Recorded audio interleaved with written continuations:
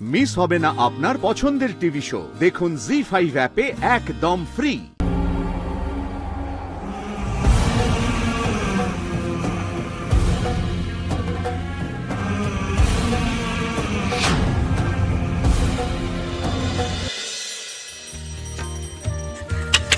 দরজা খোলো, দরজাটা খোলো, খোলো না, বাইরে কে এসছে আমি দেখতে চাই। দরজা খোলো, কে আছো, কে আছো বাইরে, দরজা খোলো।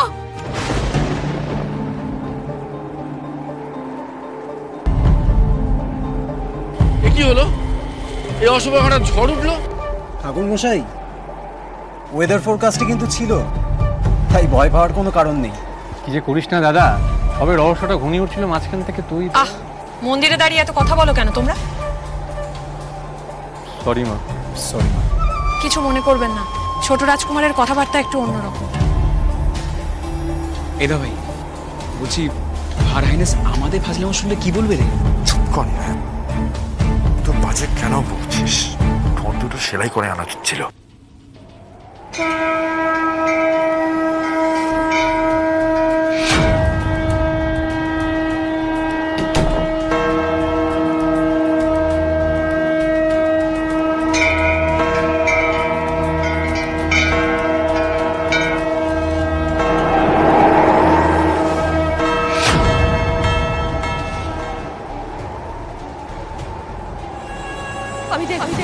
আমি দেখব কে এলো, আমি দেখব।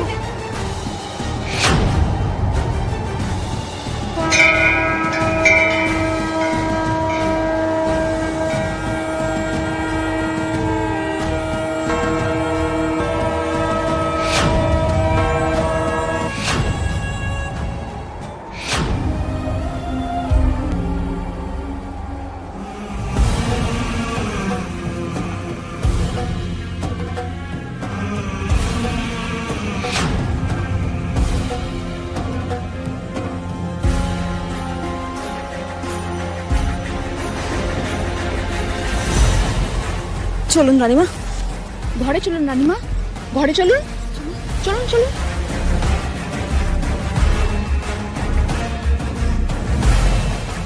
চলুন চলুন, ঘরে চলুন, ঘরে চলুন।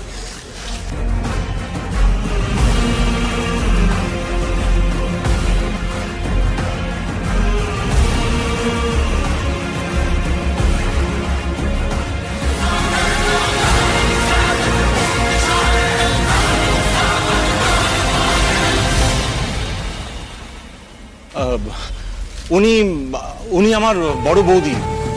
আমার বড়দা শিকার করতে গিয়ে মারা যায় না, তারপর থেকে বড় বৌদি একটু অস্বাভাবিক হয়ে গেছে। আশা করি মানে আমার স্ত্রী বড় বৌদিকে নিজের দিদির মতো যত্ন করে একেবারে। আর দুজন রয়েছে সর্বক্ষণ, ওরা দেখাশোনা করে। তাছাড়াও আশা নিজেও বড় বৌদি দেখাশোনার দায়িত্ব নিচ্ছে। ডক্টর কি বলছে? ডাক্তার, হ্যাঁ মানে ওনার অবস্থা তো খুবই ক্রিটিক্যাল মনে হচ্ছে। ডক্টর দেখাচ্ছেন নিশ্চয়? উনি সুস্থ হয়ে যাবেন। বাবা, তুমি তো দেখছি এক ঝলক দেখেই মায়া জড়িয়ে গেছো। আসলে উনি খুব ভালো মানুষ, কিন্তু কি করবে বলো, ভগবান যাকে মারেন তাকে মানুষ কি আর সুস্থ করতে পারে? হ্যাঁ, তবুও ওনার যা কন্ডিশন, নিয়মিত একটা চেক আপ তো হয়। কত যে ডাক্তার দেখানো হয়েছে তার কোনো ইয়ত্তা নেই। আমি সব রকম ভাবে চেষ্টা করেছি দিদিকে আগের অবস্থায় ফিরিয়ে আনার জন্য, শান্ত রাখার জন্য। আসলে মা শুরুর দিকটা নিজেকে ঠিক রাখতে পারেনি জেঠিমার এরকম অবস্থা দেখে। আসলে দিদি আমার খুব ভালো বন্ধু ছিল, এখনো আছে। হ্যাঁ, ইনফ্যাক্ট বিদেশ থেকে ডাক্তার আনানোর ব্যবস্থাও করা হয়েছিল, মা নিজেই করেছিল। আর এখনও মা যদি কোনো ডাক্তারের খোঁজ পায় আর তার যদি কোনো স্পেশালাইজেশন থাকে, মা সঙ্গে সঙ্গে দৌড়ে যায়। কিন্তু জেঠিমা আর নিজেকে সামলে উঠতে পারেননি। কোনো না কোনো দিন পারবেন হয়তো। আমরা সবাই এই প্রার্থনাই করি কুলদেবতার কাছে। আশ্চর্য তো, আমার ভেতরে এত তোলপাড় কেন হচ্ছে? কেন মনে হচ্ছে উনি খুব অসহায়, চারিদিকে এতজন তো ওনার দেখাশোনা করছে। মা কালী, ফুলকি দাসের এমন কেন হচ্ছে বলো তো? আপনারা সবাই বসবেন, চলুন না। আর ছোটরাও যাও, একটু বাড়িটা ঘুরে দেখো। ধানসিঁড়ি, তুমি ছাদে যেতে পারো, ভালো লাগবে, দেখো একটু কথাবার্তাও হবে। তোমরাও যাও ছোটরা, ইয়াং ব্রিগেড। হ্যাঁ, আমি এই কথাটাই বলতে যাচ্ছিলাম। হ্যালো, যা রোহিত, ফুলকি, তোরা আদিত্যর সঙ্গে ভালো করে আলাপ করে নে।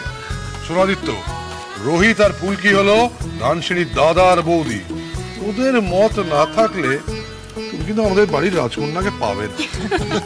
কি যে তুমি বলো না, সত্যিকারের রাজবাড়িতে এসে ধানুকে রাজকন্যা বলছো? আরে ও তো আমাদের বাড়ির রাজকন্যা নাকি?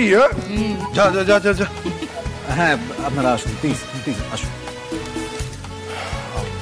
তোরাও চল সঙ্গে। না শোন না, বলছি যে তোরা যা, আমরা বরং ইন্দ্রর সাথে গোটা রাজবাড়িটা একটু ঘুরে দেখি। হ্যাঁ হ্যাঁ, আপনারা আসুন। হ্যাঁ আসুন আপনারা, প্লিজ। যাও যাও যাও যাও যাও যাও যাও যাও সবাই, ইন্দ্র চলো চলো চলো। এবার আমরাও একটু ঘরে গিয়ে বসে, চলুন। মশাই একটা ভালো দিন দেখে রেখেছেন, আমরা একটু সামনাসামনি বসে আলোচনা করে নিতে। চলো আসুন আসুন, এইদিকে আসুন আসুন।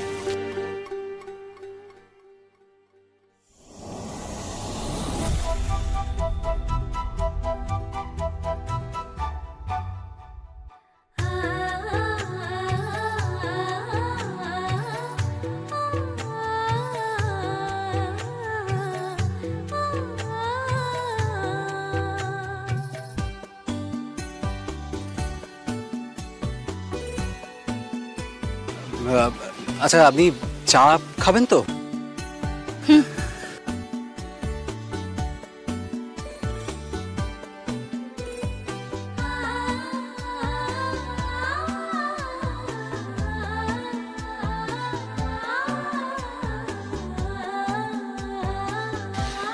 চিনি 1 কিউ। 1 কিউ দাও। এই নিন। Thank you. ওয়েলকাম।